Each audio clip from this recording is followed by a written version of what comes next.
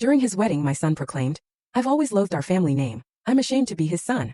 Can you imagine standing there watching your own son, on the happiest day of his life, raise a glass in front of 200 people and declare that he hated your last name? My heart felt like it was ripped out, right there in the ballroom, as the room erupted in laughter, and I silently counted every single humiliating syllable. But the worst part? It wasn't even the gut punch of his words. It was seeing how much everyone enjoyed it. That night, as they clapped for his cruel joke, I decided I would never again be the man they thought they could just walk all over.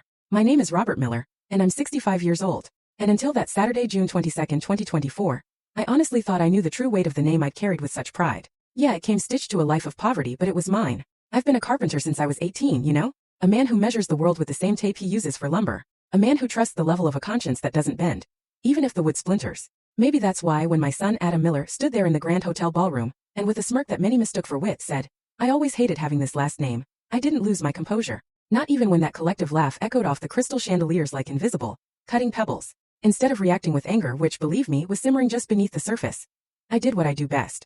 I took a deep breath, counted to 10, and let my memory file away every single detail. I knew I'd need it later. I'd need to understand exactly how to respond. The wedding ceremony itself, earlier that afternoon, had been beautiful and solemn at St. Lawrence Church. My hand kept instinctively clutching the folded funeral card I kept in my pocket.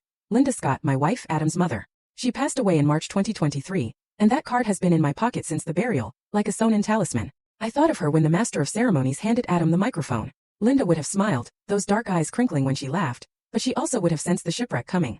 She would have put her hand on my forearm, known how to read that shadow of nervousness at the corner of Adam's lips, the gesture he inherited from me, the one that gives him away when he's about to say something he can't back up later. I thought about how we'd raised him between my double shifts and his notebooks full of homework, in our old neighborhood. Back then, every dollar was counted in a low voice, and our refrigerator whistled at night because its motor was failing. I just wondered where the compass had gone wrong. In which fancy hallway of his consulting firm did he start believing the Miller name was a stone in his shoe? Adam spoke of love, of the fortune of finding Chloe Sullivan, of the patience she'd shown with his endless workdays. The room was swaying with easy emotion, and then he threw it.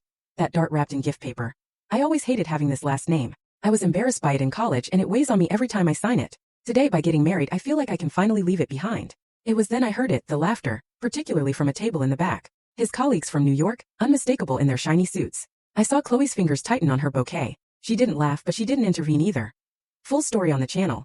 Link below. Click now and watch what happened next.